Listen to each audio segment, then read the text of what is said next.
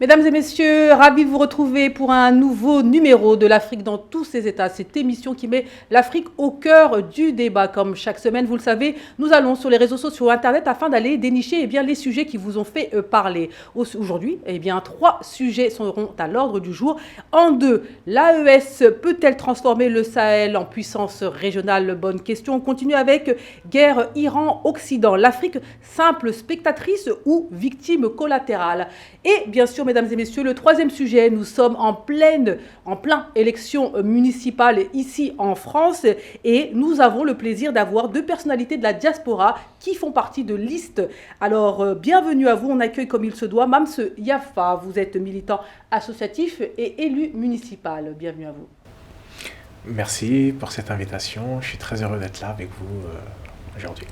On continue avec notre 2e invité, le sujet élection en France.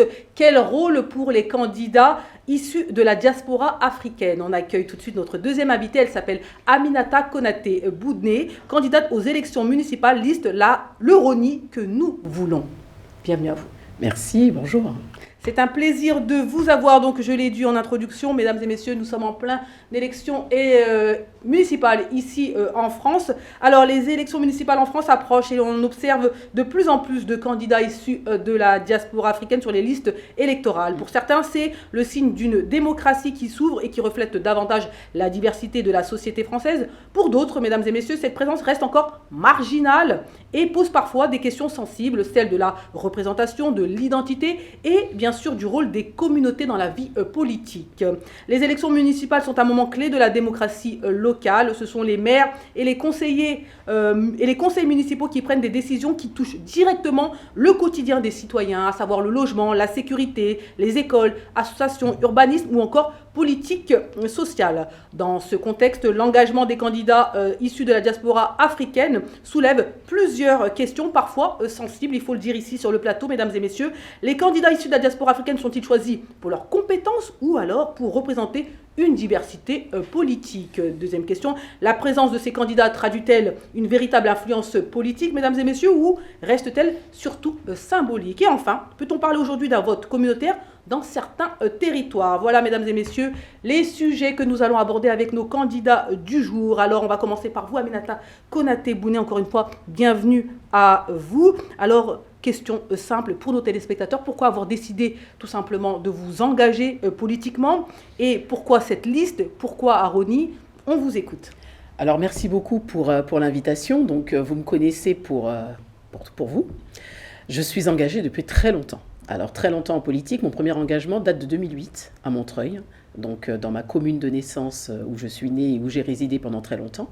RONI actuellement parce que j'y suis depuis 10 ans. Donc, je suis une femme d'action, une femme de conviction. Je ne suis pas téléspectatrice, je suis actrice. Donc, actrice de son temps, de sa vie. Pour moi, s'engager en politique, ça fait partie de cette action que nous devons mener si nous voulons changer les choses. Je suis partisane du fait qu'on change les choses de l'intérieur et jamais de l'extérieur. Je suis débattrice, j'aime bien confronter mes idées, mais j'aime aussi apporter ma pierre à l'édifice. Voilà, c'est le colibri, j'apporte aussi ma petite touche et je considère que la politique est très très importante puisqu'elle dirige nos vies. Donc en aucun cas, je ne saurais être à l'extérieur de cette action. Vous apportez votre touche qui est écoutée? Alors, je la fais entendre pour celles et ceux qui me connaissent. Le caractère qui est le mien est bien celui d'une actrice, de quelqu'un qui vient apporter une plus-value et non pas en cosmétique. J'arrive avec l'expertise professionnelle qui est la mienne, avec une casquette de professionnel de l'éducation, mais pas que, avec toutes les expériences que j'ai pu emmagasiner dans le domaine associatif, notamment sur l'insertion de la jeunesse, sur toutes les questions aussi de lutte contre les discriminations. Il faut dire ce qui est. Je porte toutes ces casquettes-là et c'est tout ce melting pot que j'apporte. Et je crois sincèrement que dans une liste, c'est la pluralité de ces compétences qui font la liste. Ce n'est pas uniquement le candidat. Lorsqu'on vote pour des élections municipales, les choses, elles sont très claires. On vote pour un candidat et une liste. Et cette liste-là, elle est composée de personnalités, de gens avec des expériences diverses et variées, avec des âges différents, des expériences de vie qui sont différentes. Et la mienne contribue aussi à celle-là. Alors pourquoi le RONI que nous voulons? Déjà, premièrement, parce que je connais bien le candidat. Pour moi, il est important de se retrouver dans les valeurs individuelles du candidat pour pouvoir lui faire confiance et avancer. Ensuite, parce que je considère que les combats que je mène sont en adéquation avec les combats que le candidat mène. Et la vision que nous avons de la ville, elle est partagée. Donc là, je me retrouve dedans, je me dis, je peux y contribuer et je décide de m'engager.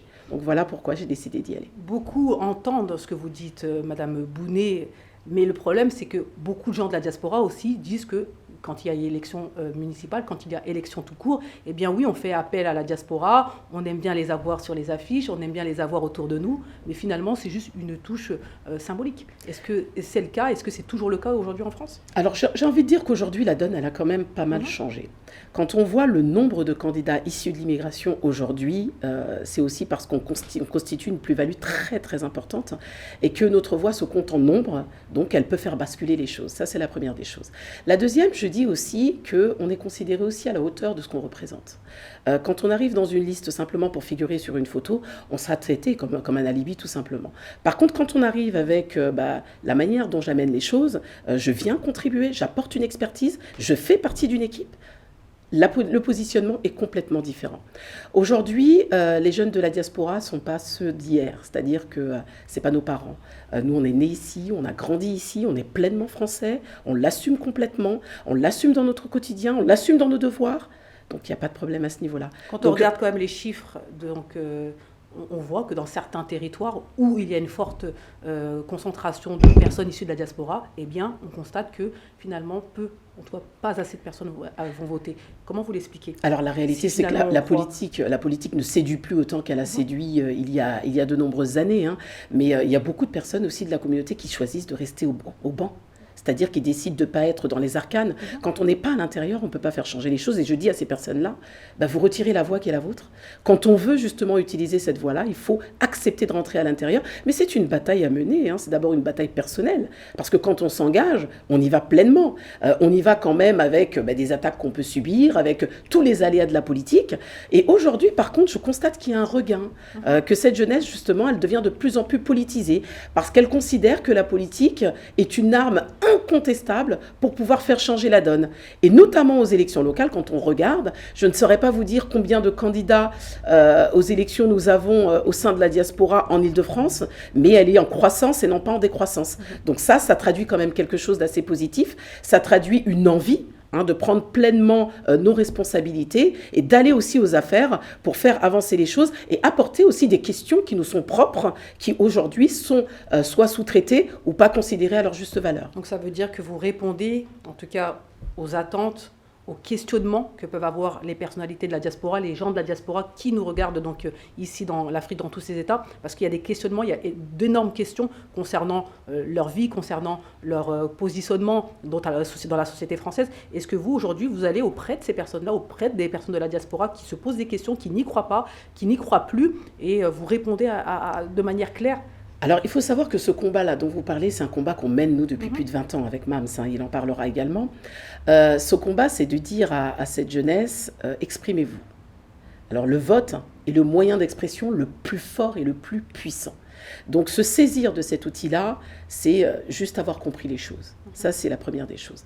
La deuxième des choses, c'est bien sûr, la diaspora, elle est constitutive de nos électeurs. Donc, pourquoi est-ce qu'on les laisserait au banc? On va les voir, on va laisser t'assumer. Les personnes qui sont issues de la diaspora, des personnes de la diaspora, lorsqu'ils rejoignent une certaine liste, eh bien, au contraire, ils vont plutôt rejeter ce côté un peu diaspora en disant, moi, je suis un candidat pour tous. Et finalement, pour être bien accepté de l'autre côté, mettre de côté finalement leur communauté. Alors nous, pour moi, les choses elles sont très claires. C'est assumé, parce que c'est pleinement assumé. La diaspora est constitutive de l'électorat que nous avons. Donc il est hors de question de mettre la diaspora de côté. Qui me connaît sait que je ne souffre absolument pas du complexe de l'indigène. J'ai aucun problème à ce niveau-là. Je suis Aminata, noire, avec tout ce qui me compose, et française. Donc il n'y a aucun problème à ce niveau-là. Ensuite, par rapport à la diaspora, je crois qu'elle a compris qu'elle était une force. Nous, quand on s'adresse à nos électeurs, on ne s'adresse pas principalement à la diaspora. On s'adresse aux électeurs dans leur globalité et la diaspora est constitutive de cet électorat-là. Et bien sûr que je vais les voir. Je vais voir celles et ceux qui ne s'inscrivent pas. Je vais voir celles et ceux qui sont déçus de la politique. Et les déçus de la politique, il n'y en a pas que dans notre diaspora. Et je vais voir aussi toutes ces personnes qui ne connaissent absolument rien à la politique pour leur dire qu'aujourd'hui, il y a une possibilité de faire changer les choses et qui peuvent être justement ce petit clic qui va faire basculer la donne. Je me retourne vers vous, Monsieur Mams Yafa. Donc, on vous connaît pour vos actions, notamment contre le paludisme, donc ici en France, mais également sur le continent africain. Vous êtes très actif, vous êtes militant associatif, on l'a dit, Esprit d'ébène, contre la dépigmentation, etc., etc. Mais vous êtes aussi un élu municipal, notamment dans le 18e arrondissement. Donc, question, pourquoi encore cette année et pourquoi cette liste? Donc, vous allez nous parler de la liste de Monsieur Grégoire, donc, qui se présente à la mairie de Paris. Et qu'est-ce que vous pouvez apporter donc à ces personnes déçues de la politique, déçues parfois aussi de leurs représentants, donc de la communauté donc afro-descendante ici en France? Vous leur dites quoi? Ce que j'ai envie de leur dire tout simplement, c'est qu'effectivement il y a eu des travers dans le passé où on a eu toute une génération d'élus afro-descendants issus des diasporas qui étaient un peu des bénévoles de la politique. Et aujourd'hui, pour reprendre les mots d'Aminata, on a une génération consciente, on a une génération éduquée, et donc on a une génération qui va devant, et on a une génération surtout qui est consciente de ses atouts et de ses devoirs. Et ça, c'est extrêmement important. On a eu dans le passé, comme je l'ai dit, toute cette génération qui, lorsque le Parti socialiste et d'autres partis de gauche les incitaient à être sur la photo à la 30e, 40e, 50e place. Aujourd'hui, nous, on dit non, on dit stop. Et la preuve en est, si vous regardez ne serait-ce que Aminata, moi ou d'autres, aujourd'hui, on est au devant de la scène. On est dans des places éligibles et non plus dans des places de faire valoir. Et je crois que les sujets qu'on défend sont des sujets du quotidien, sont des sujets qui concernent les Français de manière générale. Certes, on ne va pas se cacher, on est noirs, d'origine, de confessions diverses, etc. Et c'est des sujets qu'on porte aujourd'hui. C'est-à-dire quel type de sujet, par exemple? Par exemple, moi, j'ai eu à gérer hier un Parlons Paris sur l'antiracisme. Et pour une fois, le candidat de la gauche, candidat à la mairie de Paris, a parlé d'islamophobie, qui était un mot interdit sous la mandature d'Anne Hidalgo notamment. Et je crois que le fait d'être à l'intérieur, et je vais penser à nos mentors qu'on a eu, Aminata et moi, d'ailleurs dans le passé, qui disaient la politique de la chaise vide, ça ne fonctionne pas. Il faut être à l'intérieur pour faire changer les choses. Et là, on prouve qu'en étant à l'intérieur, on a pu obtenir des choses. On continue. C'est pas fini. Le travail n'est pas accompli. C'est justement pour ça que je me représente et que j'ai décidé d'être dans la liste d'Emmanuel Grégoire. Moi, dans le passé, vous l'avez vu, on a eu la place des tirailleurs sénégalais, on a eu la place Ganda Fadiga, qui sont des actes posés. Aujourd'hui, on parle dans cette nouvelle liste et dans les propositions qui ont été faites de débaptiser certaines rues qui ne correspondent plus au récit national et qui ne correspondent pas au récit des Parisiens et des Parisiennes. Il s'agit d'accentuer le fait qu'on ait des villes qui soient dans la qualité et dans le vivre ensemble, tout simplement, et qui soient à l'image des Parisiens et des Parisiennes. Et aujourd'hui, les Parisiens et les Parisiennes, c'est des Tamouls, c'est des gens de confession israélite, de confession juive. Ce sont des gens issus du Maghreb, ce sont des gens issus de l'Europe, de l'Amérique latine, etc., etc. Et Paris, c'est un melting pot. Et à un moment donné, on ne peut pas faire fi également de ses origines. Et moi, je suis très fier de mes origines et je les porte. Ça ne fait pas de moi un communautariste. Et le combat que je mène, justement, c'est pour les Parisiens et les Parisiennes, pour leur démontrer que c'est possible, pour leur démontrer que Mame Siafa, qui est né et qui a grandi, qui est né en Afrique, qui a grandi dans le quartier de la Goutte d'Or, a réussi. Il sort du ghetto, entre guillemets, et aujourd'hui, il est à la mairie. Communautaire, c'est un mot tabou pour vous. J'insiste sur ce point-là parce que c'est quelque chose qui revient souvent au devant de la scène, à savoir que lorsqu'on est de certaines confessions, lorsqu'on est d'une certaine couleur, on peut être communautaire, mais quand on est noir, on se dit « Ah non, au contraire, il ne faut surtout pas faire ça parce qu'on va nous taxer de communautariste » entre guillemets. Est-ce qu'aujourd'hui, c'est assumé de pouvoir parler à sa diaspora, c'est assumé de faire des réunions avec sa diaspora, c'est assumé d'avoir des sujets spécifiques aux diasporas? Pour ma part, c'est pleinement assumé. C'est pleinement assumé parce qu'aujourd'hui, c'est une concentration et j'ai envie de dire, ce sont des associations de communautés. Comprennent les communautés LGBT, comprennent les communautés arméniennes, comprennent les communautés juives, les communautés asiatiques, etc. C'est l'ensemble qui fait la force de Paris. Et c'est justement, si on n'avait pas l'ensemble de ces communautés, si on n'avait pas ce melting pot, on n'aurait pas pu avoir ce vivre ensemble. Et c'est ce vivre ensemble qui aujourd'hui construit, fait et est l'image des Parisiens et des Parisiennes. Vivre ensemble aujourd'hui dans une France fracturée, est-ce qu'on y croit encore? Écoutez, moi j'y crois. C'est possible. Pour ma part, je fais partie d'une génération qui est dans l'entre-deux. Je pense un peu comme Aminata. On ne se posait pas, nous, la question de savoir si notre voisin ou notre voisine était de telle ou telle confession, était de telle ou telle nationalité. On mangeait ensemble, on jouait ensemble, on vivait ensemble. Ça a existé. Donc ça veut dire que c'est quelque chose qui a fonctionné, c'est quelque chose qui a marché. Aujourd'hui, effectivement, certains politiques, certains courants veulent nous opposer les uns aux autres. Et nous, on dit non, on dit stop. Et c'est aussi pour ça que l'on mène ce combat-là. Aminata Konaté-Bouné, vous l'avez dit en introduction de l'émission, comme quoi aujourd'hui on voit de plus en plus de candidats issus de la diaspora. Est-ce qu'on peut dire aujourd'hui que la classe politique française a changé? On parle de fragmentation, on parle de fracture, on parle de personnes qui se rassemblent entre eux, de communautés qui finalement se ferment entre eux. Est-ce qu'aujourd'hui la classe politique française a compris que la diaspora était une force, a compris que la diaspora avait un impact positif pour la France? Est-ce que vous le constatez? Alors, la classe politique française le comprend malgré elle. Le comprend malgré elle parce qu'on compose cette société, qu'on le veuille ou non. On est une force, on est des voix. Donc forcément, on est constitutif de cette communauté. Et je dis souvent que les choses, elles ne se décrètent pas. Le changement ne se décrète pas. Il faut être ce changement. Il faut l'incarner, il faut le vivre, il faut être à l'intérieur pour faire changer les choses. Si les candidats de la diaspora ne se manifestent pas, on restera toujours en marge de cette société-là. Moi, je ne suis pas dans l'attentisme, moi, je suis dans l'action.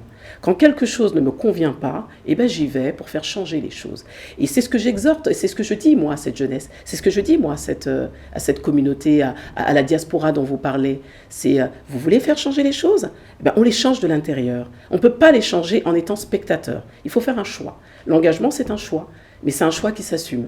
Donc moi, je dis clairement que cette vision de la France, on parle de changement, c'est que beaucoup ont refusé de voir cette France, parce que la France, elle a toujours été métissée, c'est le métissage dont Mams parlait. L'histoire même de la France, la construction de la France, elle se fait dans un brassage culturel, dans un brassage métissé, avec des Africains de l'Afrique noire subsaharienne, avec des gens venus du Maghreb, avec d'autres communautés. C'est ça, la France. Donc la France, aujourd'hui, elle commence à devenir un peu plus l'image de ce qu'elle aurait dû être depuis longtemps.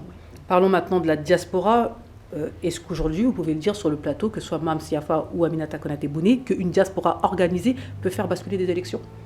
Bien sûr. Évidemment. Évidemment. Cette question, pour moi, elle est très claire. Une diaspora organisée, c'est une diaspora consciente de ce qu'elle représente.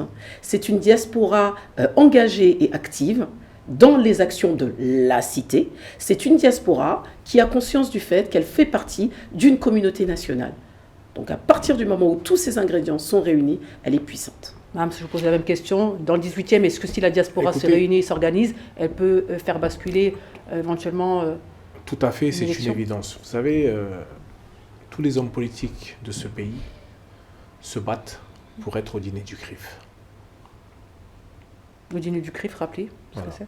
Voilà, la communauté représentative des Juifs de France. Et je crois qu'aujourd'hui, certaines diasporas l'ont démontré. On le voit avec le Cercle Jeune de la Croix, qui sont originaires du Maroc. On le voit avec les associations kabyles, on le voit avec les associations tamoules, on le voit aujourd'hui dans la représentativité avec le Nouvel An chinois, où toutes les communautés asiatiques l'ont fêté et tous les politiques étaient présents. Et je crois qu'il y avait une communauté qui était en retard, en tout cas sur ces sujets-là, qui est en train de rattraper son retard. Et on y veille. On fait en sorte que, à travers des choses similaires, un peu comme le Black History Month, mais on a notre spécificité. C'est vrai qu'on prend à chaque fois les choses qui viennent d'outre-Atlantique, des États-Unis. Aujourd'hui, je crois qu'on peut pleinement dire qu'on a besoin de cette semaine africaine en France pour représenter tous ces natifs, toute cette richesse africaine qui a fait de la France ce qu'elle est.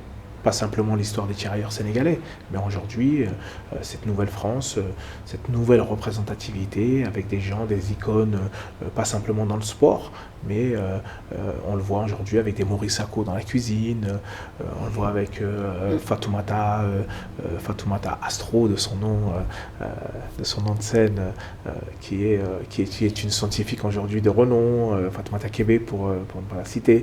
On a également des gens comme Youssouf Fofana qui font la mode d'aujourd'hui, et je crois qu'aujourd'hui, toutes ces composantes en tout cas, toutes ces personnalités sont le paysage, le nouveau paysage de ce qu'est la France de 2025, enfin du 21e siècle tout simplement. Vous parlez de semaine africaine en France, vous êtes candidat donc à la mairie de Paris. Est-ce que vous, en tant que Mams Yafa, issu de la diaspora, vous allez pouvoir imposer éventuellement, je ne parle pas de proposer, parce que c'est bien de proposer, mais imposer qu'il y ait cette semaine-là à Emmanuel Grégoire s'il est élu maire de Paris? Écoutez, j'y travaille pleinement. C'est des choses qui ont été inscrites dans le programme. Hier soir, le candidat Emmanuel Grégoire l'a cité. Au même titre qu'il a cité l'islamophobie, qu'il a cité d'autres choses. Et je crois qu'on va y arriver. J'insiste dessus parce que, encore une fois, je prends la voix et je suis la porte-parole donc, des téléspectateurs qui se disent oui, c'est très bien, ils sont sur le plateau, ils sont mignons, etc. Mais est-ce que, à part proposer, ils peuvent imposer des choses dans leurs différentes circonscriptions, dans leurs différentes villes, territoires? Ami, je vous pose la même question. Rosny, c'est une ville donc, du 93, Île-de-France, proche de Paris, donc une ville en pleine expansion, une belle ville, hein, j'insiste dessus. Est-ce que vous, aujourd'hui, vous avez conscience, enfin, en tout cas, le maire qui se présente, le candidat qui se présente à l'élection, a conscience du talent que vous êtes, a conscience du poids que vous avez auprès de la diaspora, a conscience du poids que vous avez tout simplement sur ce territoire-là en tant que jeune femme qui travaille. Est-ce qu'il a conscience de ce que vous pouvez apporter? Est-ce qu'aujourd'hui vous avez eu une discussion donc, en tête-à-tête avec lui, en lui disant oui, on n'est plus de simples marionnettes, on est des personnes actives? J'insiste dessus parce que c'est vraiment les questions qui reviennent ici sur le plateau. Si les gens décident de suivre votre candidat, est-ce qu'ils peuvent avoir la certitude que Aminata va porter des voix, Aminata va pouvoir faire changer les choses parce qu'on attend que les choses changent? Bien sûr. Alors moi, c'est beaucoup plus simple parce que la ville de Rosny, située en Seine-Saint-Denis, au carrefour de plusieurs autres villes, est une ville-monde. Et il s'avère que le candidat que j'accompagne, qui est Ivan Escovitch, est un jeune Ronéen qui a grandi justement dans cette ville-monde, accompagné de personnes comme moi, comme d'autres. Et c'est aussi pour ça que notre liste est une liste miroir, qui est le miroir de la ville. Il suffit de regarder tout simplement. Voilà. Toutes les communautés, entre guillemets, sont représentées, mais avec une diversité au niveau des expériences intergénérationnelles. Donc, toutes ces questions que nous portons, elles font partie, en fait, de Rosny. Et elles font partie de ce que nous constituons et de ce que nous voulons mettre en avant. Donc je n'ai pas eu à l'imposer. Les discussions, elles sont là, bien sûr. Ce sont des discussions sur lesquelles on est très à l'aise, parce qu'on a conscience du fait qu'on veut laisser personne de côté, qu'on veut que tous les Renéens se sentent représentés dans ce que nous représentons. Et cette représentation, elle passe aussi par les personnes qui représentent cette liste. On a beau nous dire, oui, ces questions-là, on les intègre, mais on a des gens en face de nous qui ne nous ressemblent absolument pas, c'est difficile de se projeter. Nous, cette question, elle ne se pose pas. Dans la constitution de la liste, les choses, elles se sont faites. Les échanges se sont faits, et quand c'est partagé par le candidat tête de liste, c'est encore plus facile. Le candidat en a conscience. Ouais, exactement. Il a oui, à ce niveau-là, il n'y a pas de... représentative. Il est conscient de la plus-value que nous sommes, il est conscient de la richesse et de l'expertise que nous apportons, et il est conscient du fait que sa liste, justement, pour pouvoir être portée, incarnée et représenter Rony, il faut qu'elle soit composée de personnes comme nous. Et qu'elle rassemble, on est d'accord sur ça. Madame, je vous pose la dernière question, donc vous allez pouvoir répondre. Donc vous avez les téléspectateurs qui sont en face de vous, en face de nous. Les élections municipales ici en France auront lieu les 15 et 22 mars prochains, mesdames et messieurs. À toutes les personnes qui ne souhaitent pas aller voter, à toutes les personnes qui pensent que ça ne sert à rien de voter, car rien ne va changer, qu'avez-vous à dire? Parce que c'est eux qu'il faut convaincre, encore une fois, on l'a dit, une diaspora organisée, une diaspora qui se déplace et qui va voter, c'est une diaspora qui peut faire bouger les choses. On vous écoute, Mme Siafa. J'ai simplement envie de leur dire, notamment aux jeunes, à toute la jeune génération qui pense que la politique, ça ne sert à rien. Finalement, la politique, c'est leur quotidien. Nous, on prend des mesures. On prend des mesures parce que Paris aujourd'hui est une ville de résistance. Hier soir, on a pu parler de la question des amendes abusives, par exemple. On a pu aborder également les questions de discrimination. On a pu également parler du syndrome méditerranéen, qui fait que lorsqu'on se présente à l'hôpital, on a l'impression qu'on affabule et ça crée des morts. Et je crois que pour régler toutes ces questions-là, il faut être dans l'échiquier politique. Parce que si on n'est pas dedans, la politique, elle se fait sans nous et on devient une victime de plus de l'échiquier politique. Et c'est aussi laisser la place à tous les extrêmes. Et je crois qu'on fait partie de ces générations, et on l'a évoqué tout à l'heure dans nos discours, du vivre ensemble. Et si on veut garantir en tout cas cette question du vivre ensemble, vivre en paix avec les uns, avec nos voisins, nos voisines, etc., avec les Parisiens, les Parisiennes, il faut être dans l'échiquier politique. Et c'est pour ça qu'on est là. Et c'est pour garantir cette paix qui malheureusement fait défaut aujourd'hui en France et dans le monde. Exactement, il faut être à l'intérieur et il faut aussi que les gens votent pour ces personnes issues de la diaspora qui sont à l'intérieur. Et ça, c'est très, très important, il faut en avoir conscience, n'est-ce pas, Aminata Konaté-Bouni? Complètement, je partage vraiment les propos que Mams vient de dire à l'instant. Rien ne naît de rien. La seule certitude qu'on a quand on fait rien du tout, c'est de ne rien voir bouger. Donc si vraiment on veut faire bouger les choses, il faut rentrer en politique. Entrer en politique, pas forcément en tant qu'acteur, mais en tout cas en portant sa voix. Nous, ce qu'on demande aux habitants de Rony, c'est leur confiance. Leur confiance à travers un programme qui leur a été distribué, à travers tous les échanges que nous avons faits. Mais au-delà de ça, ce qu'on leur dit, c'est « nous voulons construire cette ville avec vous, nous voulons continuer avec vous et tenir compte de vos voix. » Parce que lorsqu'on vote pour nous, c'est simplement une délégation de voix. Ça ne veut pas dire qu'aujourd'hui on fera une politique descendante, ça veut simplement dire qu'ils nous donnent leur confiance, mais qu'à un moment donné, il y aura encore des échanges avec eux pour pouvoir faire bouger les choses et faire avancer les choses. Donc s'ils ne portent pas ces voix-là, ils risquent d'avoir justement une politique descendante avec des choses qui ne leur correspondent absolument pas. Nous, dans notre programme, on parle du quotidien des Ronéens. On parle de la transformation de cette ville, mais cette transformation, elle ne doit pas se faire sans eux. On parle de l'amélioration des services publics. Ces services publics, ils sont destinés à qui? Ils sont destinés justement aux habitants. On parle de difficultés que nous avons dans cette ville, auxquelles nous avons des réponses concrètes, mais encore faut-il qu'on puisse échanger avec eux et qu'ils nous fassent confiance. Donc cette confiance, elle se base sur des choses que nous, on va leur proposer, mais ces propositions, elles ne viennent pas du néant. Elles viennent de toutes les discussions que nous avons eues avec eux, et ça, il ne faut pas être en marge, il faut être à l'intérieur pour pouvoir changer les choses, bien sûr. En tout cas, le message est passé, mesdames et messieurs. Nous avons eu le plaisir d'avoir sur le plateau de l'Afrique dans tous ses états Aminata Konaté-Bouni pour Rony Soubois. Donc la liste, c'est le Rony que nous voulons avec Ivan Escovitch. Ivan Escovitch et Mams Yafa, donc élu et militant associatif. Et vous êtes pour quelle liste? Alors moi, c'est une double liste. Je n'étais pas précisé tout à l'heure.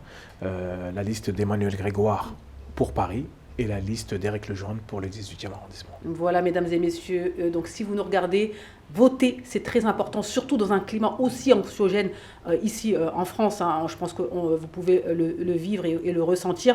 Donc allez voter, c'est très important pour la suite et pour tout simplement votre confort personnel, mais aussi dans l'intérêt collectif. Voilà, nous sommes au terme de cette première partie d'émission. Merci à vous et puis bonne chance, bon vent à vous. Merci. En tout cas, on vous attend avec les résultats. Merci. Allez, merci. Bye bye. Mesdames et messieurs, de retour sur le plateau avec d'autres personnalités de la diaspora afrodescendante ici en France pour les deux sujets que nous allons aborder avec eux, à savoir l'AES peut-elle transformer le Sahel en puissance régionale? Deuxième point, guerre Iran-Occident, l'Afrique simple spectatrice ou victime collatérale? Voilà les sujets que nous aborderons avec nos invités du jour, notamment vous, Jacques Munombo Kumba, vous êtes ingénieur géologue. Bienvenue à vous. Merci Aïssatou, bonjour et bonjour à mes deux co-débatteurs. C'est toujours un plaisir de revenir sur ce beau plateau de l'Afrique dans tous ses états. Merci beaucoup, on est ravis de vous avoir. On continue avec Docteur Camara, vous êtes maître de conférence, bienvenue à vous. Bonjour Aïssa, bonjour à mes deux co-panélistes, bonjour aux commentateurs et aux téléspectateurs, mais comme toujours, aussi toujours ravi d'être là. Donc, dans cette émission. Docteur Camara, c'est toujours un plaisir de vous avoir. Et on finit avec vous, Babadem. Vous êtes journaliste, bienvenue à vous. Oui, bonjour Aïssatou, bonjour à mes deux co-panélistes et bien sûr à nos spectateurs et viewers, comme on dit sur la toile. Là. Exactement, viewers, mesdames et messieurs, on le dit, on le répète sans cesse, cette émission, c'est bien sûr la vôtre. Alors, deux sujets, on commence tout de suite avec l'an de l'AES peut-elle transformer le Sahel en puissance régionale? On regarde une vidéo et puis on revient. Les ministres en charge de la sécurité et défense, de la diplomatie, du développement, de la Confédération des États du Sahel AES examinent la feuille de route de l'an 2 de l'organisation sous-régionale. Après plusieurs heures d'échanges et de débats, le document est enfin finalisé. Le discours de clôture de ces travaux de haut niveau.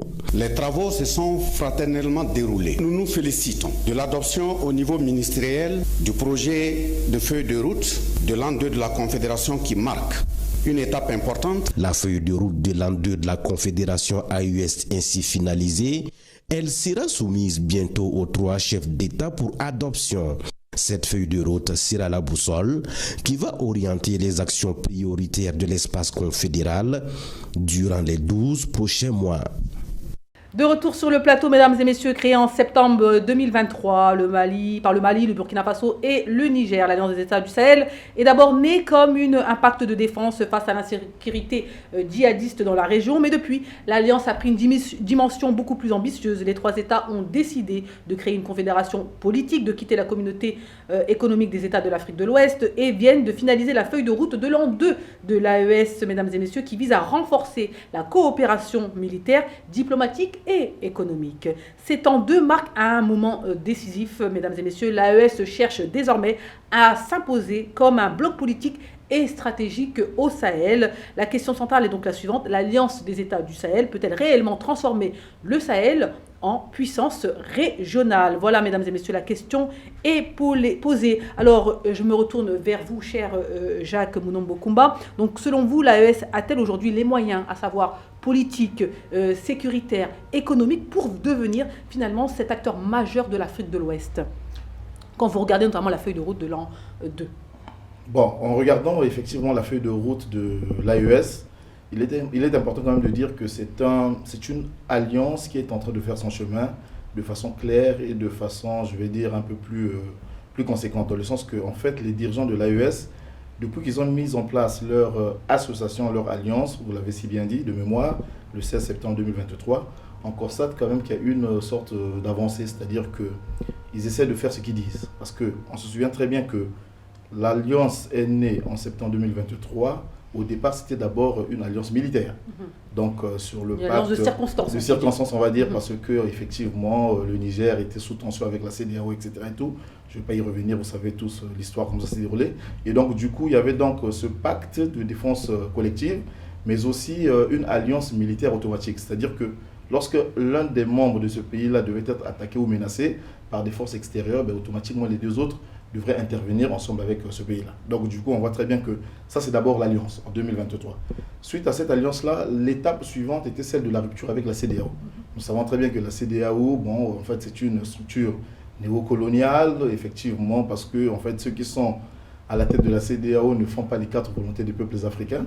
Ça, il n'y a pas de débat là-dessus. Donc, on peut quand même rester sur le fait que l'Alliance des États du Sahel ait pris des bonnes décisions. Et nous remarquons très bien qu'ils sont aussi sur cette dynamique de souveraineté. Qui parle de souveraineté voudrait dire que les États veulent vraiment aller vers le développement. Parce que la souveraineté, en fait, contrairement à ce que les Africains pensent, ce n'est pas un concept abstrait. C'est quelque chose de très important. Lorsqu'on est un État souverain, ça veut dire qu'on doit décider par nous-mêmes et pour nous-mêmes. Et je pense que les États de l'Alliance du Sahel sont sur cette voie-là. Quoi qu'il y ait encore un peu des problèmes, les petits problèmes ne manquent pas, il n'y a pas de perfection ici-bas, mais je pense que la feuille de route qu'ils sont en train de vouloir suivre est une feuille de route qui est quand même assez claire. Pourquoi ? Parce qu'on voit très bien aujourd'hui, même du point de vue symbole institutionnel, ils ont mis en place par exemple le passeport commun de tous les peuples de l'AES. Pour le coup, je rebondis sur la question, quel bilan, Antoine, qu'est-ce que vous retenez de l'an 1, donc avec la présidence malienne ? Alors, c'est ça, donc on a effectivement donc, bon, ouais, le bilan, le en fait, passeport biométrique. Ouais, justement, le bilan, en fait, il faut mettre le bilan un peu qui va concerner les 3 pays de l'AES, c'est-à-dire que le Burkina Faso, le Mali et le Niger. Pourquoi ? Parce que nous savons très bien que ces pays-là, à un certain moment de l'histoire, ils n'ont plus voulu être soumis aux dictats de l'extérieur. Donc, déjà, ils ont commencé par nationaliser un peu, disons, les pays qui exploitaient leurs ressources naturelles. Ce fut le cas par exemple du Mali avec l'or. On regarde aussi du côté du Niger avec l'uranium. L'uranium n'existe plus. C'est ce qui crée d'ailleurs des tensions aujourd'hui. Et du côté de Burkina Faso aussi, effectivement, ils sont en train de nationaliser leurs ressources naturelles, effectivement, pour avoir le contrôle de leurs matières premières. Et ça, c'est très bien. Donc je pense que le bilan est positif. Parce que s'il faut qu'on regarde un peu les victoires, de manière succincte, de l'Alliance des États du Sahel, moi je peux en citer 4 ou 5, si vous me permettez. Premièrement, nous avons parlé d'abord de septembre 2023, le fait que ces pays-là aient décidé de se mettre ensemble militairement. Ça, c'est d'abord une première victoire. En Afrique, depuis 1960 jusqu'à ce jour, rarement on avait vu une telle chose.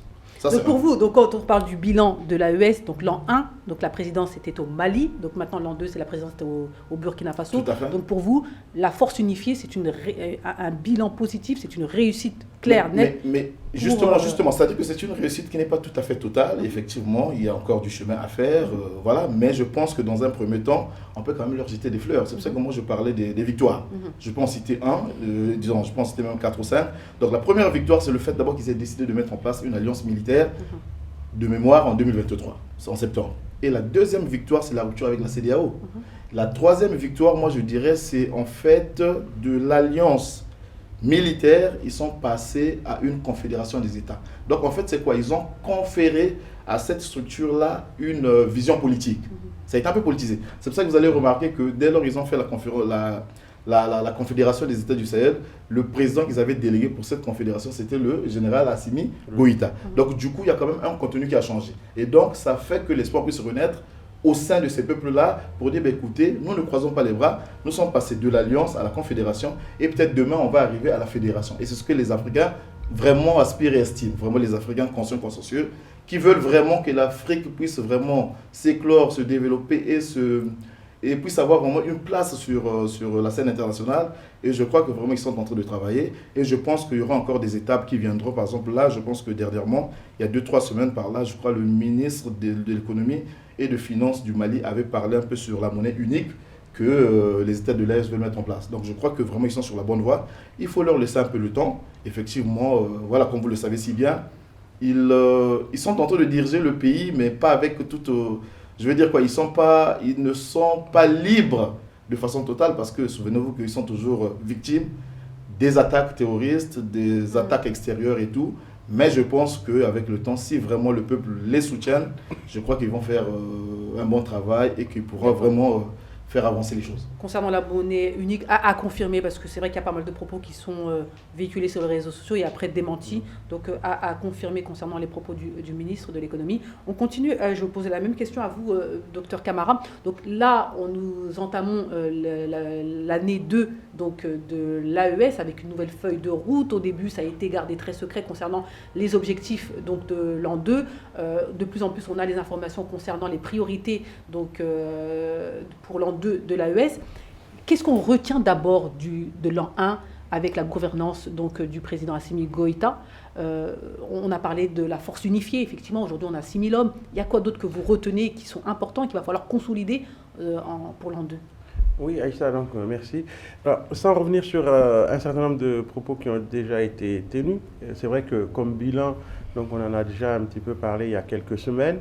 Donc on a le fait qu'ils ont mis par exemple en place donc cet outil de communication donc régional pour la Confédération, donc la télévision. Ils ont mis en place une banque de développement donc pour soutenir les projets économiques, parce que c'est vrai qu'au-delà de la dimension politique, on sait que les attentes des populations, c'est aussi qu'on ait une économie prospère dans le bloc qui permette justement de répondre aux préoccupations des populations. Et ça ne peut pas se faire si sur le plan économique, les choses ne prennent pas. Et donc je pense que cette prise de conscience, donc c'est dans laquelle on ne peut pas non seulement dissocier les aspects politiques des aspects économiques et sécuritaires, donc c'est déjà...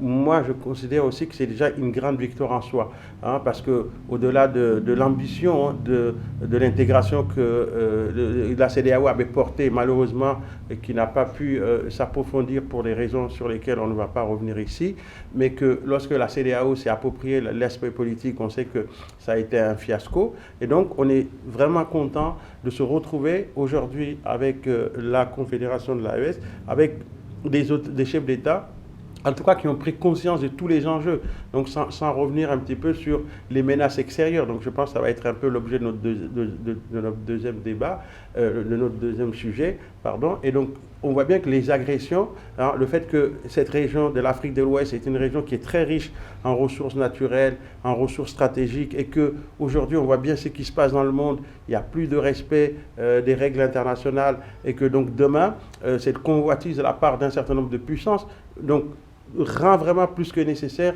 hein, donc l'existence donc d'un bloc comme celui de l'AES. Donc ce qu'on aurait, en tout cas ce qu'on souhaiterait, c'est que cette alliance puisse se renforcer, s'élargir pour devenir non seulement un nouveau modèle d'intégration économique et politique en Afrique, mais surtout que ce soit une puissance qui se donne les moyens de se défendre, y compris contre d'éventuelles agressions extérieures.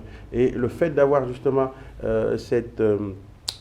comment on appelle la force unifiée, donc pour moi c'est déjà hein, un préalable, en tout cas c'est une première étape hein, qui est justement qu'on doit renforcer pour que demain ces pays-là puissent se doter donc d'une puissance militaire, donc en essayant justement de tirer profit de leurs propres ressources, notamment naturelles et économiques de façon générale, et d'investir une part importante de ces ressources, non seulement dans les moyens de la défense, mais aussi dans les moyens donc, du développement économique. Moi, je me retourne vers vous. Alors effectivement, donc l'année 1 a été très dense quand même quand on regarde un petit peu l'activité qu'il y a pu avoir au sein de l'AES. Donc on a parlé de cette force unifiée qui a 6 000 hommes, on parle de banque d'investissement, on parle de médias, on parle de pas mal de choses. Donc les moyens ont-ils été mis en place pour pouvoir finalement avoir une année 2 qui va entre guillemets exploser, en tout cas qui va démontrer qui va asseoir finalement l'AES au sein de la sous-région, au sein de la région du Sahel. Est-ce que ça vous le confirmez? Oui, parce que déjà c'est une réalité. On parle de l'AES un peu partout. Ensuite, quand on voit bien l'A1, ce qui est bien avec l'AES, c'est la méthodologie employée. Vous regardez bien, l'A1, c'était les fondations. Et ils sont restés logiques sur ce qu'ils appellent leur 3D. Défense, diplomatie et développement économique. Si on regarde bien sur l'an 1, la défense était une défense unifiée. L'an 2, il nous donne un chiffre, 6 000 hommes. C'était 5 000 au départ après le sommet et ils ont augmenté de 1 000, ça fait 6 000. Au moins c'est concret, on sait. Et ils ont même restructuré en mettant en place au niveau de Niamey, donc j'ai oublié le nom, mais cette défense unifiée en tout cas de l'AES à Niamey. Deuxièmement, la diplomatie, c'était une diplomatie, 3 voix pour un et 1 voix pour tous. Ils l'ont dit, vous voyez bien sur l'an 2, ils disent qu'ils vont renforcer cette diplomatie d'une voix. Donc il y a une logique et ça monte. Donc j'appelle ça plutôt fondation l'an 1, consolidation l'an 2. Et là où il y a une certaine nouveauté, c'est dans la partie 3, le développement économique. On est passé sur ce qu'ils appelaient le Liptako Gouma et l'alliance d'Iptako-Gouma, donc essayer de voir les mécanismes endogènes. Et aujourd'hui, il y a une mise en place de cette banque confédérale de l'investissement et du développement avec des financements assez structurés sur 3 choses: agriculture, il y a aussi l'industrialisation et il doit y avoir aussi sur les transports. Voilà. Et dans l'an 2, on nous parle aujourd'hui, parce que c'est des pays enclavés, on nous parle des corridors. Des corridors qui les amènent vers les ports. Celui de, comment on appelle ça, celui qui va à Conakry, il y a celui qui va à Lomé, et il y a un autre encore à voir, mais c'est Niamey, qui sont à voir. Mais en tout cas, il y a ces 3 corridors, et ils pensent même de ces corridors de mettre en place des chemins de fer. Donc c'est pour vous dire que ça reste logique, constant, lisible pour tout le monde, parce qu'au moins on sait, et ce qui est par rapport à la feuille la feuille de route de l'an 2, il y a une commission d'experts qui ont élaboré, et ça monte vers les chefs d'État qui doivent valider. Alors que dans d'autres pays, c'est les chefs d'État qui viennent avec leurs conseillers, voilà notre feuille de route, et on y va. Donc c'est pour vous dire le côté en tout cas le côté inclusif de la chose, qui montre une certaine proximité plus avec leur peuple. Donc c'est pour ça que je trouve que de la fondation, en fait c'est logique, fondation, consolidation et évolution peut-être pour l'entre-trois, mais tout est logique dans ce qui est en cohérence, transparence, voilà. en résumé. Donc on l'a dit, on va le répéter ici. Alors effectivement, la feuille de route pour l'an 2 a des objectifs très clairs qui ont été annoncés. Donc renforcer les institutions de l'AES, coordonner les politiques publiques, bien sûr, et parler d'une seule voix sur la scène internationale, très importante. Alors c'est important de le dire, c'est bien, notamment quand on parle d'économie, quand on parle de force unifiée, quand on parle des différents objectifs. Mais encore une fois, on sait très bien que la sécurité reste bien sûr la condition indispensable pour faire en sorte que à l'AES existe, persiste, entre guillemets, et signe. Et est-ce qu'aujourd'hui, la priorité est clairement encore la sécurité? Et aujourd'hui, comment vous voyez éventuellement l'atteinte de cet objectif-là qui va faire finalement avoir un impact sur tout le reste? La priorité reste toujours la sécurité, d'autant plus que pendant la fondation même de l'AES, on a parlé de l'alliance militaire. Lorsqu'on crée une alliance militaire, le but fondamental, c'est de se protéger, c'est-à-dire de se protéger contre les attaques extérieures, pour le cas par exemple de l'AES, contre les attaques du terrorisme ou encore les menaces extérieures. Donc je pense que la priorité, c'est d'abord la sécurité, ça c'est évident. Après, tout dépend de cette sécurité-là, ça c'est important de le dire ici aussi sur le plateau. Mais la sécurité, ils essaient de faire avec les moyens qu'ils peuvent, parce qu'aujourd'hui il faut quand même rappeler que, en fait, contrairement aux grandes puissances européennes ou encore occidentales, de manière un peu globale, c'est que les autres, ils sont armés, mais avec des armements qui sont vraiment lourds ou encore très efficaces. Mais nous avons des armées qui sont encore un peu fragiles. Donc il faut un peu du temps pour pouvoir s'armer et pour être un peu plus fort. C'est pour ça que moi j'aime à le dire. C'est-à-dire que les pays de l'AES, comme ils se sont inscrits sur la dynamique de reconquête de la souveraineté de leurs 3 pays, disons de leur confédération, je pense que la chose primordiale, ce qui reste à faire, c'est d'investir un peu sur le nucléaire. Ça peut paraître anodin, mais c'est vraiment important. Pourquoi? Parce que le monde ne tolère pas la fragilité. Lorsque vous êtes fort, vous êtes craint. Lorsque vous êtes faible, vous ne comptez pas. Aujourd'hui, on voit très bien l'Iran. Vous avez vu les États-Unis, depuis leur pays, ils ont bombardé l'Iran. Mais pourquoi? Mais parce qu'ils ont cette capacité de frappe. Qu'est-ce que je veux dire par là? Je veux dire qu'en fait, dans ce monde, le monde n'entend pas, c'est-à-dire ceux qui sont faibles. Et ils apprécient ceux qui sont forts. Lorsque vous êtes fort, on vous appelle au dialogue. Mais si vous êtes faible, on vous piétine quand il le faut et comme il le faut. Donc moi, je pense qu'aujourd'hui, les pays de l'AES, ils devaient travailler un peu sur le côté militaire. Essayer un peu de mettre en place des projets de grande envergure, notamment sur le nucléaire. Si les autres l'ont fait, nous aussi, nous pouvons le faire. Pourquoi? D'autant plus que nous avons l'uranium en grosse quantité au Burkina Faso et au Niger. Donc je pense qu'il suffit, les têtes ne manquent pas.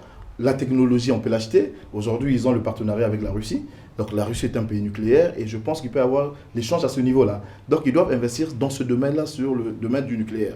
Pour revenir à votre question, je pense qu'aujourd'hui, oui, la priorité reste toujours la sécurité. Quoi qu'on dise. Parce que justement, on essaie un peu de voir un peu l'attaque qu'il y a eu à l'aéroport de Niamey tout récemment. Mais n'eût été l'éveil sécuritaire du pays, je pense que voilà, effectivement, le pays pouvait être attaqué. Donc si aujourd'hui, les groupes terroristes ont échoué dans leur attaque au niveau de l'aéroport de Niamey, on peut quand même confirmer par A plus B que la sécurité quand même y est et qu'ils continuent quand même à travailler. Il y a quand même l'éveil sécuritaire dans ces 3 pays. Exactement. C'est important. Maintenant, on va passer à l'économie, aux défis économiques. Et il y a une question qui a été posée par un téléspectateur, qui est une question plutôt provocatrice. 3 pays, parmi les 20 pays les plus pauvres du monde, selon les données FMI et Banque mondiale, peuvent-ils réellement bâtir finalement une puissance régionale? Vous en pensez quoi, docteur Camara? Oui, je pense que cette question, elle est un petit peu naïve, parce que si on connaît un petit peu l'histoire, notamment d'un certain nombre de pays en Asie du Sud-Est, donc il y a à peu près d'une 50aine d'années, la plupart de ces pays n'étaient même pas au stade de développement économique auquel se trouvent la plupart de ces pays d'Afrique aujourd'hui.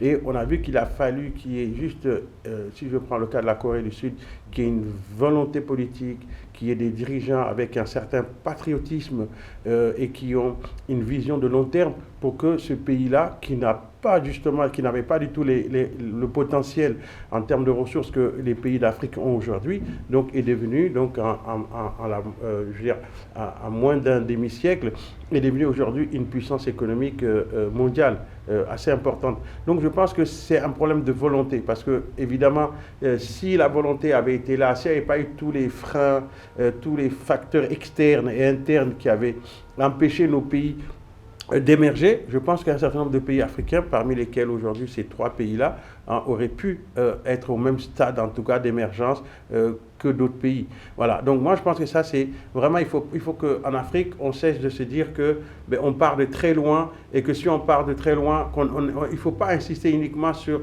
les handicaps. Il faut regarder ce qu'on a comme potentiel, et comme l'avait dit tout à l'heure notre ami, c'est vrai que ces pays-là aujourd'hui ont des ressources qui sont stratégiques. Il y a le lithium, il y a l'uranium, il y a d'autres ressources stratégiques, et que nous ne manquons pas de cerveau. Parce que d'ailleurs, moi, je pense que là où justement où la mobilisation doit se trouver, c'est qu'on voit bien, pour ne pas revenir un petit peu sur le cas de l'Iran, mais qu'est-ce qui a donné cette capacité à l'Iran? C'est aussi de pouvoir compter sur les ressources humaines internes. Donc en Afrique, il faut qu'on arrive à mobiliser cette diaspora africaine qui est là, qui a un potentiel énorme, qui est dans tous les, qui a toutes les expertises. Si on arrive à mobiliser cette diaspora africaine, et d'ailleurs on l'a déjà dit, le fait qu'aujourd'hui la présidence de l'AES soit portée par quelqu'un comme le capitaine Ibrahim Traoré. Et donc, on avait dit qu'on espère qu'avec ses connexions, avec sa volonté de mobiliser, sa capacité de mobilisation, on peut déjà mettre en place un certain nombre de grands projets qui permettent justement d'impliquer cette diaspora pour porter des projets qui peuvent justement accélérer donc, le développement économique de ces pays. Et comme on dit, le problème qu'on a aujourd'hui, c'est celui de l'enclavement. Mais ça, on peut dépasser ce problème-là en ayant des coopérations un peu plus renforcées avec le Togo et d'autres pays voisins. Baba, je me retourne vers vous. L'AES peut-elle finalement redessiner un petit peu la géopolitique de l'Afrique de l'Ouest? C'est important avec cette rupture de la CEDEAO, une rupture, mais finalement ça se passe plutôt bien. Mais est-ce qu'on peut dire aujourd'hui que l'AES peut redessiner la géopolitique de l'Afrique de l'Ouest si elle ne l'a pas déjà fait? Au-delà même de l'Afrique de l'Ouest, au niveau même mondial. Ah oui? Pourquoi? L'AES, si on regarde bien la puissance économique, en tout cas de l'AES, quand ils étaient au niveau de la CEDEAO, on disait que c'était les 13e, 14e et 15e puissances, donc les plus pauvres de l'AES. Pourtant, à y regarder de très près, nous avons avec le Mali et le Burkina la 3e et 4e puissance en matière d'or. Le Niger, 4e puissance au niveau mondial, au niveau de l'uranium, sans compter le côté pétrole. Ils se mettent à 3. Ils ont appelé ce qu'ils appellent souveraineté. Ils ont commencé même à nationaliser leur, que ce soit Goldmark, en tout cas côté Mali par rapport au niveau de la société canadienne. La société canadienne, voilà. Et au niveau de l'uranium, avec des parts de 30%, ce qui n'est pas donné aux autres pays. Si jamais ils réussissent, et si on va, donc on fait de la projection, ils tombent sur l'or, où on va maintenant aller sur une monnaie étalon or, s'ils le font. On peut aller sur une monnaie étalon lithium. On peut aller sur une monnaie étalon pétrole pour eux. S'ils réussissent leur souveraineté, mais c'est carrément le bloc occidental FMI qui, dans leur politique monétaire, leur politique industrielle, leur politique imposée aux pays africains, qui se voient basculer. Et c'est pour ça qu'on dit, pour eux, ils n'ont pas intérêt à ce que l'AES réussisse. Et c'est pour ça que les déstabilisations, on nous parle des terrorismes. Pour moi, c'est un canal de déstabilisation. Mais eux, pour eux, ils n'ont pas intérêt à ce qu'ils réussissent pour continuer à garder leur côté FMI, leur politique, surtout l'endettement envers les pays. Donc, c'est pour ça que je dis, s'ils réussissent, ça change notamment la partie Afrique de l'Ouest qui vont se dire finalement la souveraineté fonctionne. Parce que souveraineté fonctionne, on aura les crises mondiales auront moins de prise sur ces pays-là. Donc c'est pour ça que je dis ça peut changer la géopolitique et ouest africaine et mondiale. En tout cas, mesdames et messieurs, on a abordé les 3 points les plus importants concernant cette feuille de route de l'an 2. On aura bien sûr le plaisir d'en reparler tout au long de cette année 2026. Alors, on va clôturer cette émission avec le 3e sujet, guerre Iran-Occident, l'Afrique simple spectatrice ou victime collatérale. Donc oui, c'est un sujet important et donc je me retourne vers vous, Jacques Munombo-Kumba. Comment expliquer donc ce silence, que ce soit le silence des pays, que ce soit le silence ou la petite réaction de certaines organisations internationales donc du continent africain, comment vous l'expliquez? Je pense que cette deuxième thématique a une corrélation avec la première, dans le sens qu'on a parlé de l'AES. Est-ce que l'AES dans le Sahel peut être une puissance régionale? Là, il y a un mot-clé qui est la puissance. Aujourd'hui, s'il y a un silence au niveau de l'Afrique, des États africains par rapport au conflit qui oppose l'Iran au bloc occidental, disons-le comme ça, je pense que c'est dû au simple fait qu'il faut qu'on se dise la vérité, l'Afrique est faible. C'est-à-dire que l'Afrique est faible politiquement, elle est faible économiquement, elle est faible même technologiquement et scientifiquement. Ça, il faut qu'on le dise. C'est pour ça que sa voix ne compte pas. Parce qu'en fait, sous d'autres... L'Afrique n'a pas de poids diplomatique, donc... L'Afrique n'a pas de pouvoir politique pour peser sur la scène internationale. L'Afrique n'a pas de pouvoir politique pour peser sur la scène internationale. L'Afrique n'a pas de pouvoir économique pour peser sur la scène internationale. L'Afrique n'a pas de pouvoir technologique et scientifique pour peser sur la scène internationale. Ça, c'est un fait. Voilà. Donc, ce qui fait que lorsqu'on est fragile, on ne compte pas, je l'ai fait remarquer tout à l'heure. Parce que nous sommes dans un monde de rapport de force. Or, les Africains aujourd'hui devaient d'abord travailler sur leur capacité à créer une puissance. Un pays est puissant lorsque ce pays-là a de l'autorité. Lorsque le pays-là a le pouvoir. C'est-à-dire, dans la puissance d'un État, il y a 3 éléments, sinon 4. C'est-à-dire, un pays est puissant lorsqu'il est puissant d'abord politiquement et diplomatiquement, lorsqu'il est puissant économiquement, donc il bat sa propre monnaie. C'est le cas des grandes puissances. Je ne suis pas économiste, mais la Chine bat sa propre monnaie. Vous prenez l'Inde, l'Inde bat sa propre monnaie. Vous prenez, je ne sais pas, la Russie bat sa propre monnaie avec le rouble. Donc, ce sont des États puissants. Pourquoi? Parce qu'en effet, c'est quoi? Si vous battez votre propre monnaie, ça fait que tous les projets que vous allez mettre en place, vous serez à mesure de les financer. Parce que vous aurez la masse monétaire. Or, pour le cas des pays africains, d'ailleurs les pays qui sont encore inféodés au franc CFA, ils sont incapables parce qu'ils peuvent avoir des bons projets, mais au niveau de la masse monétaire, lorsqu'il va falloir investir encore, financer ces projets-là, vous serez bloqué. Parce que là où la monnaie est peut-être imprimée ou encore machin et tout, ces gens-là ne vont pas vouloir. Donc c'est pour dire que quoi? Qu'est-ce que je vais dire? Je vais dire que l'Afrique aujourd'hui est silencieuse par rapport au conflit qui oppose l'Iran au bloc occidental, tout simplement parce que l'Afrique est fragile. L'Afrique doit travailler dur, l'Afrique doit mettre en place des bonnes politiques pour pouvoir être puissant et en ce moment-là, nous aussi, on pourra compter. C'est pour ça que vous allez regarder même au Concert des Nations. Mais il n'y a que 5 pays qui sont là. Vous avez la Chine, la Grande-Bretagne, la France, les États-Unis et la Russie. Mais l'Afrique n'y est pas. Donc pour vous, selon vous, l'Afrique est simple spectatrice, mais en même temps, elle est victime collatérale. Parce qu'aujourd'hui, quand on regarde les répercussions de cette guerre dans le monde et bien sûr sur le continent africain... Mais oui, l'Afrique est victime. L'Afrique est victime économique. C'est une victime économique même de façon indirecte. Parce qu'aujourd'hui, il y a déjà, je crois que c'est un article que je disais hier ou avant-hier, il y a déjà eu la hausse du prix de pétrole, avec le détroit d'Ormuz qui avait été fermé et tout machin, tout. Parce qu'il faut rappeler quand même que le détroit d'Ormuz est l'un des passages maritimes très importants au monde, où passe, je crois, plus de 20% du pétrole mondial. Ça fait que quoi? Lorsque les Iraniens ont fermé ça, écoutez, il y a eu répercussion au niveau du prix de baril de pétrole. Donc, mais puisque nous, en Afrique, nous n'avons pas de grandes raffineries capables de raffiner notre pétrole, même si nous sommes des pays producteurs du pétrole, mais on n'a pas de raffineries adéquates. Donc, ça fait que quoi? Si le prix monte, au niveau de l'international, mais forcément on aura des répercussions. Donc l'Afrique est victime. Mais l'Afrique est en même temps aussi spectatrice. Pourquoi? Parce qu'en fait, il faut comprendre les enjeux de la géopolitique mondiale du 21e siècle. C'est que l'Afrique est devenue le théâtre. C'est-à-dire toutes les grandes puissances, notamment les États-Unis, la Russie, la Chine, la Turquie et même l'Iran, ils vont se battre en Afrique. Souvenez-vous en 2003, parce qu'il faut toujours que ça c'est un peu l'histoire, le conflit de Darfour, la zone ouest du Soudan. Mais à l'époque, c'était quoi? Mais c'est parce que depuis longtemps, c'était les Américains qui contrôlaient un peu le pétrole, l'or, le manganèse qu'il y avait là-bas. Mais lorsque les Chinois sont arrivés, ça fait que quoi? Les grandes puissances se sont étripées entre elles et c'est ce qui a créé un peu le fameux conflit de Darfour à l'époque de Béchir.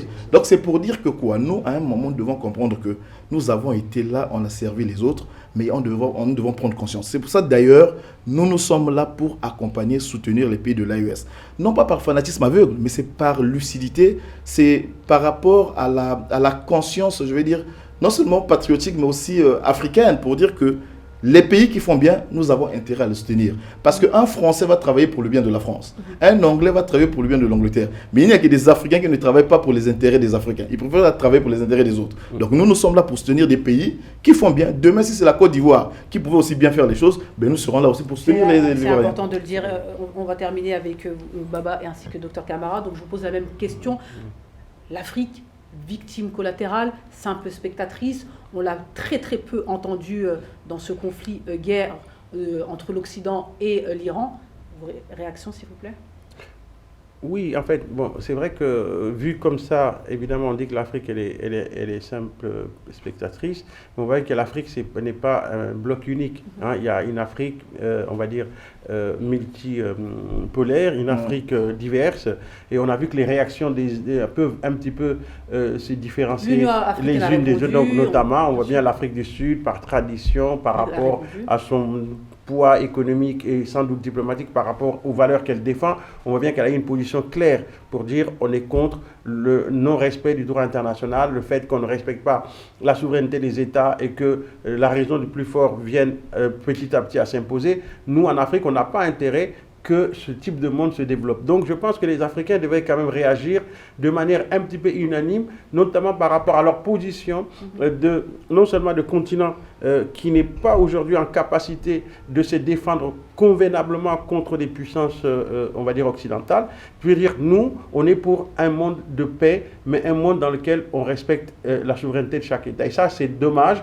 Alors on voit bien que la manière dont les Iraniens donc, ont réagi face justement aux attaques, a peut-être un petit peu joué un rôle dans cette dispersion de la voix africaine, si on peut ainsi parler. Donc ça, c'est quand même un petit peu dommage. Mais je pense c'est important de le dire, c'est-à-dire que voilà. Le fait que l'Iran ait frappé donc d'autres pays qui peuvent être des pays amis donc de certains pays africains va faire que finalement, on ne peut pas avoir une réaction unanime. Voilà, pour dire qu'on est pour le droit de... Voilà, puisqu'on est pour le respect de la souveraineté des États, parce qu'on ne peut pas soutenir... On doit logiquement soutenir l'Iran par rapport à ce principe, mais comme l'Iran lui-même, par ses réactions, donc, se met un petit peu en porte-à-faux par rapport à cet aspect-là, donc ça explique un petit peu pourquoi on n'a pas, aujourd'hui, il n'y a pas de consensus par rapport à cette question. Mais moi, je vais revenir sur une chose, c'est que l'Afrique, je ne pense pas que qu'on soit faible parce que économiquement on ne pèse pas. Non, je pense qu'on n'a pas conscience de notre force économique. Parce que les ressources stratégiques que l'Afrique a, le monde ne peut pas se passer de l'Afrique. C'est vrai que moi, j'ai coutume de dire aux étudiants, c'est vrai que quand on regarde en termes de valeur, le fait qu'aujourd'hui, on produit, on exporte des produits à faible valeur ajoutée fait qu'en termes de valeur, quand on regarde le poids de l'Afrique dans les exportations mondiales, dans les importations mondiales, on dit, bon, l'Afrique, c'est un petit quelque chose, on peut se passer 5%. D'ailleurs, ça a été un petit peu l'erreur de quelqu'un comme Sarkozy, penser que la France peut se passer de l'Afrique. On ne peut pas se passer de l'Afrique. Il faut que les Africains prennent plus conscience de ça, et c'est en cela où je le rejoins Jacques, pour dire que justement c'est pour ça qu'il faut soutenir le projet d'émancipation qui est porté par l'AES, dès lors qu'il faudrait qu'on passe d'abord par cette étape de rupture, de s'émanciper vis-à-vis des jeux d'influence, des intérêts. C'est vrai que l'Afrique, c'est un terrain de rivalité entre les puissances étrangères, mais il faut qu'on utilise cette rivalité pour tirer profit nous-mêmes et pour en tirer une force et pour peser dans les affaires du monde.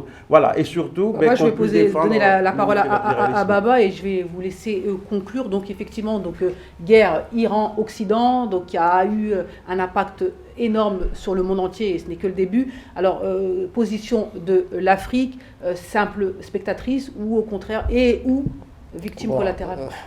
Concernant l'Afrique déjà, nous on dit l'Afrique, mais c'est plusieurs Afriques en fait, en gros. Et c'est pour ça qu'il n'y a pas une voix unifiée. Mais si on parle juste de l'institution Union africaine, ils n'ont pas le courage juste de condamner qui que ce soit. Donc ça, on peut mettre ça, autant l'ONU, pour la première fois, j'ai vu que le secrétaire général a condamné et l'un et les autres pour un certain équilibre, mais l'Afrique ne va jamais condamner l'un ou l'autre, ils vont juste parler de l'Union africaine. L'Union africaine, ils vont juste parler de préoccupations, comme la CEDEAO dit, nous sommes préoccupés. Donc ça, c'est juste pour mettre autre chose. Ensuite, quand on dit les répercussions, c'est pour ça que le mot souveraineté, honnêtement, souveraineté, c'est quelque chose qui nous permettrait de répondre et de ne pas subir ce type de conséquences. On ne dit jamais 203. La crise du Covid, on a pris ça de plein fouet. La guerre Ukraine-Russie, c'est là où on va aller quémander le blé. Tout à fait. Là, cette fois-ci, le problème, là, on nous parle de pétrole. Mais le problème aussi, c'est les marchandises. Et les marchandises, les engrais, 33% passent par là. Or, le fait de ne plus avoir ces engrais est en train de tuer certaines économies qui dépendent des engrais et de l'agriculture. Sans parler de la mer Rouge, sans parler de l'Érythrée, Djibouti, qui sont bien sûr la corne de l'Afrique. Après, on peut dire qu'il y a des pays gagnants en Afrique. Parce que le fait qu'on détourne, on va vers le cap de Bonne-Espérance, donc l'Afrique du Sud, les pays côtiers d'Afrique de l'Est, eux, ils en profitent. On peut parler aussi des pays hydrocarbures. Nigeria, ils en profitent parce que ça permet au niveau de la courbe d'augmenter.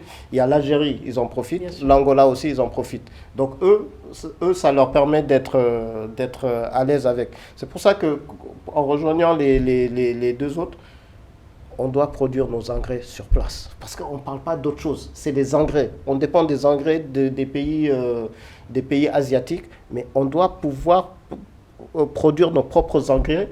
Et ensuite, on a plein de pays pétroliers. Regardez la Côte d'Ivoire qui est un pays producteur de pétrole, mais qui vont se prendre de plein fouet, vu qu'eux, au lieu de penser à une raffinerie, bon, peut-être que c'est un projet, mais d'une raffinerie, ils sont en train de subir les coûts de l'argent du pétrole qui n'arrive pas, etc. Donc, c'est pour vous dire, en gros, que tant qu'il n'y aura pas de souveraineté et de ne pas penser à la souveraineté et de ne pas penser à la transformation locale grâce à des raffineries, mais on va subir de plein fouet tout ce qui va arriver dans la crise. Merci beaucoup Baba Dème. Merci à tous. Merci à vous Jacques Munombokumba. Merci Dr Camara ainsi que Baba Dème. Nous sommes au terme de cette émission. Oui, c'est passé très très vite. Rendez-vous la semaine prochaine pour un nouveau numéro de l'Afrique dans tous ses états. Bye bye.